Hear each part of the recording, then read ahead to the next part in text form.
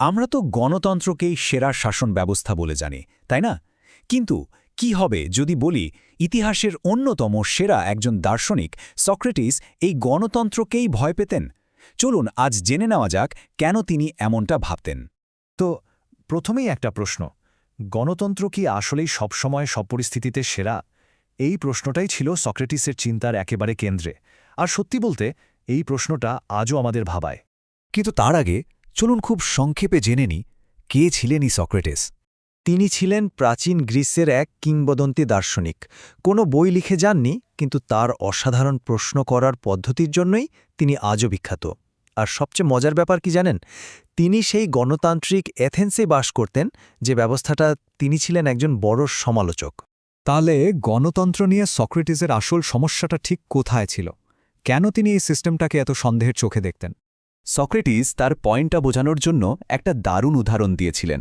ভাবুন তো, একটা জাহাজ মাঝসমুদ্রে ভয়ঙ্কর এক ঝড়ের মধ্যে পড়েছে। সেই মুহূর্তে জাহাজটা চালানোর দায়িত্ব আপনি কার হাতে তুলে দেবেন? জাহাজের যে কোনো একজন যাত্রীর হাতে? উত্তরটা খুবই সহজ, তাই না? অবশ্যই একজন দক্ষ অভিজ্ঞ ক্যাপ্টেনকেই দায়িত্বটা দেওয়া হবে, কারণ এখানে মানুষের জীবন মরণের প্রশ্ন জড়িয়ে আছে। আর ঠিক এই পয়েন্টেই সক্রেটিস তার আসল প্রশ্নটা ছুড়ে দেন। তিনি বলেন, যদি একটা জাহাজ চালানোর মতো কাজের জন্য বিশেষ দক্ষতার প্রয়োজন হয়, তাহলে একটা গোটা দেশ চালানোর জন্য নেতা বাছার মতো এত গুরুত্বপূর্ণ একটা সিদ্ধান্ত আমরা কি করে এমন সব মানুষের হাতে ছেড়ে দিতে পারি যারা হয়তো বিষয়টা ভালো করে বোঝেই না? দেখুন, সক্রেটিসের মূল কথাটা ছিল খুব পরিষ্কার। তার মতে ভোট দেওয়া শুধু একটা অধিকার নয়, এটা একটা দক্ষতা। আর যে কোনো দক্ষতার মতোই এর জন্য দরকার সঠিক শিক্ষা, জ্ঞান আর যুক্তি দিয়ে ভাবার ক্ষমতা। না জেনে না বুঝে ভোট দেওয়াটা তার কাছে ঝড়ের মধ্যে আনাড়ি কারো হাতে জাহাজের হাল তুলে দেওয়ার মতোই বিপজ্জনক ছিল। তিনি আরও একটা ইন্টারেস্টিং উদাহরণ দেন। ধরুন, একটা নির্বাচনে দুজন প্রার্থী, একজন মিষ্টির দোকানদার আর আরেকজন ডাক্তার। মিষ্টিওয়ালা এসে ভোটারদের বলছেন, আমাকে ভোট দিন, আমি আপনাদের ইচ্ছে মতো মজাদার খাবার দেব। অন্যদিকে ডাক্তার বলছেন, আমি হয়তো আপনাদের তেতো ওষুধ দেব, কিন্তু সেটাই আপনাদের স্বাস্থ্যের জন্য ভালো।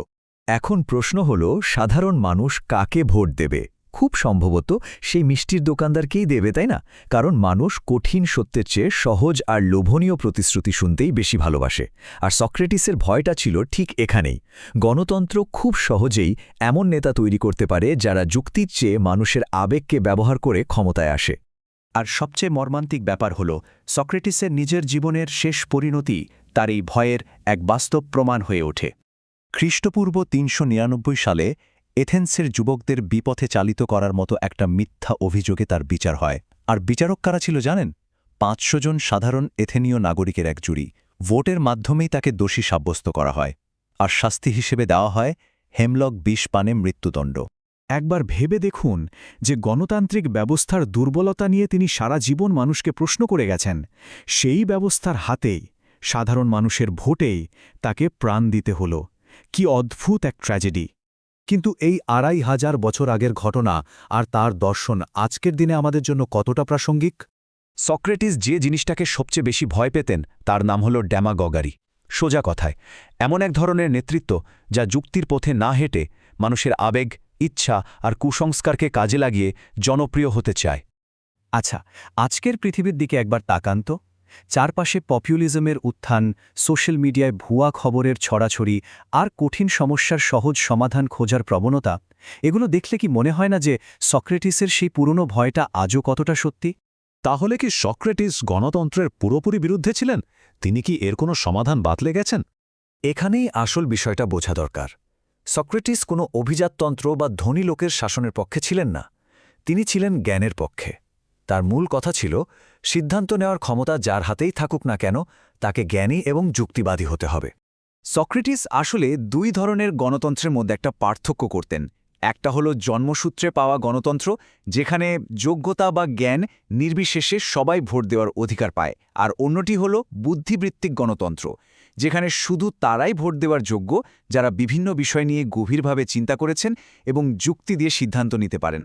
সুতরাং সবশেষে এটাই বলা যায় যে সক্রেটিসের ভয়টা ঠিক গণতন্ত্রকে নিয়ে ছিল না।